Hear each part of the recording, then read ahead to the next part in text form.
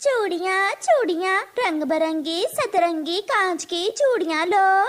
गौरी अपनी टोकरी उठाए जंगल में चूड़ियाँ बेच रही थी। गौरी रुको रुको गौरी, मुझे लाल रंग की चूड़ियाँ दे जाओ। गौरी कभी रुकती है। तोती तोती, तेरे हरे पंखों में लाल रंग की चूड़ियाँ बहुत ही सुंदर लगेंगी। ये लो, मैंने लाल चूड़ियाँ इस डिब्बे में डाल दी हैं।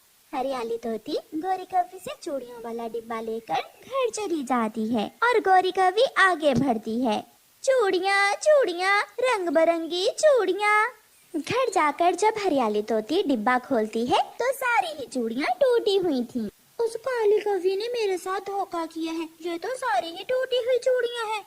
हरियाली, इसमें सारा दोष तुम्हारा है, तुम्हें चूड़ियाँ देखकर लेनी चाहिए थी। मैंने उस काली कव्वी का भरोसा किया, मैं अभी चिड़िया को जाकर बताती हूँ। मिठू जी। हरियाली तोती चिड़िया के पास जाती है।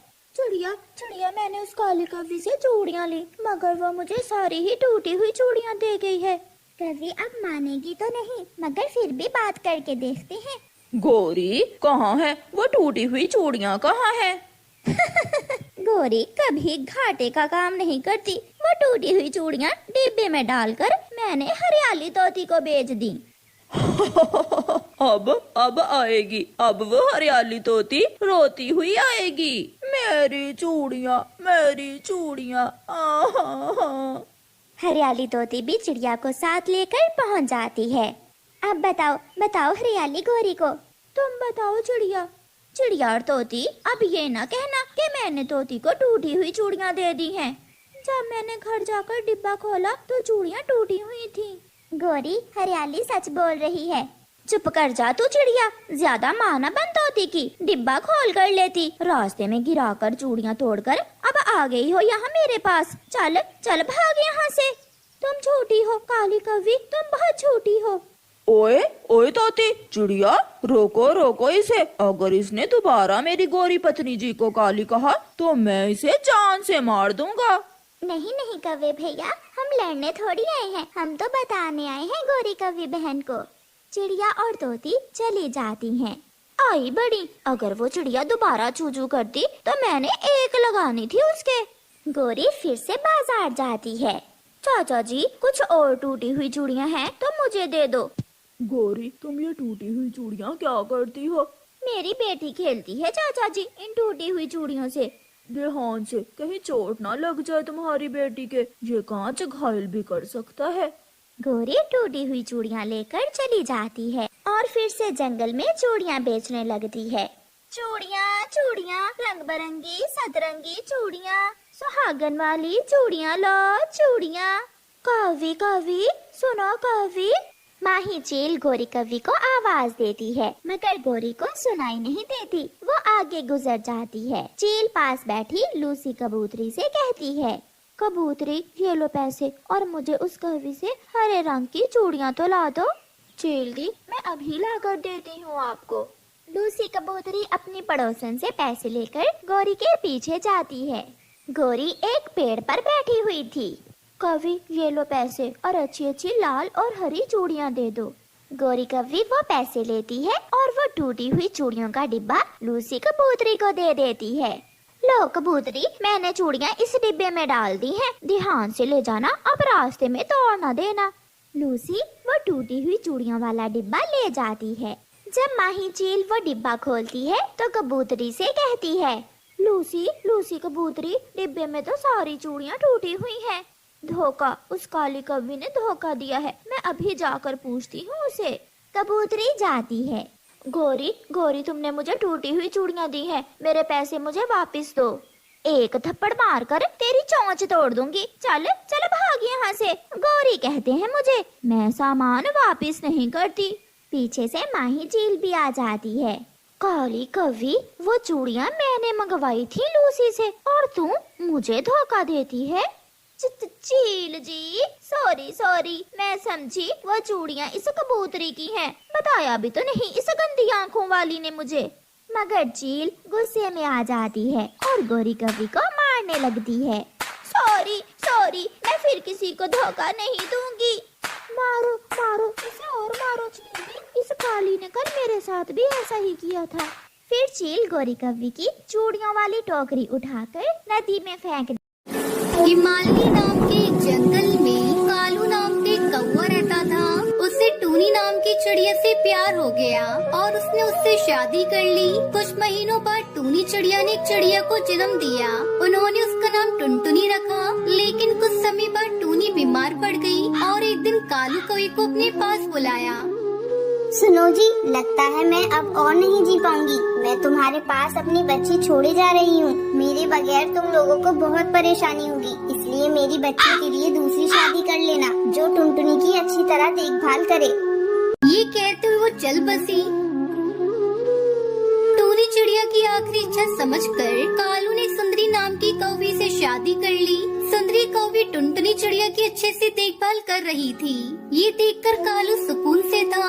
एक दिन टुनटुनी चिड़िया एक डाल पर बैठकर कुछ सोच रही थी। ये देखकर कालू को उसके पास गया और पूछा, क्या हुआ बिटिया, तुम यहाँ क्यों बैठी हो? कुछ नहीं पापा, बस ऐसे ही। अच्छा, ये तो बताओ तुम्हें अपनी नई माँ पसंद है ना? हाँ पापा, नई माँ अच्छी है। पहली वाली तो झूठ बोलती थी, लेकिन ये जो कहती है ना वही करती है। अच्छा बिटिया, माँ क्या कहा करती थी?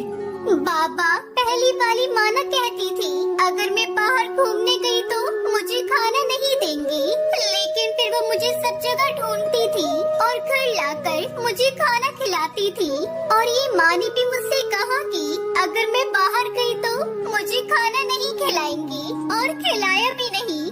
बाबा, 2 दिन से मैंने कुछ नहीं खाया। ये माँ अपनी बात पर बनी रहती है बाबा। ये सुनकर कालू का दिल टूट गया। सुंदरी, मैं समझ गया हूँ कि तुम मेरे सामने टुनटुनी की अच्छी देखभाल करने का सिर्फ नाटक करती हो। मैं जैसे ही घर से बाहर जाता हूँ तुम मेरी बच्ची को खाना तक नहीं देती। मैंने तुमसे अपनी खुशी के लिए शादी नहीं की थी। मेरी पहली पत्नी ने मुझसे कहा था कि मेरी बच्ची को एक माँ चाहिए होगी। अगर तुम उसे प्यार नहीं दे सकती मत दो, लेकिन कम से कम उसे समय पर रोज खाना जरूर दे दिया करो।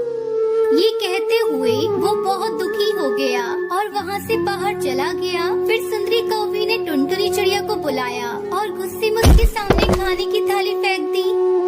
माँ, मेरी चोट लग गई है, क्या तुम मुझे खाना खिला दोगी? इतना सुनकर सुंदरी और गुस्सा हो गई और जोर से चिल्लाई, हाथ नहीं लेकिन मुंह तो है। अपने बाप से सब कुछ कहने के लिए किसने कहा था बाहर जा और चोट मार। अब मैं तुझे नहीं खिलाऊंगी तो तेरा बाबा आकर मुझ पर चिल्लाएगा। फिर सुंदरी कौवी टुनटुनी के मुंह में खाना ठूसने लग गई। माँ, मेरा मुंह जल रहा है। माँ, इसमें बहुत मिर्ची है, थोड़ा घी मिला दो माँ। खाना चाहिए तो हमेशा अच्छा अच्छा। मैंने कोई दूसरी सब्जी नहीं बनाई। आज मैंने और तेरे बाबा ने भी यही खाना खाया है। खाना है तो खा, वरना ऐसे ही भूखी सो जा। मैं और कुछ नहीं कर सकती।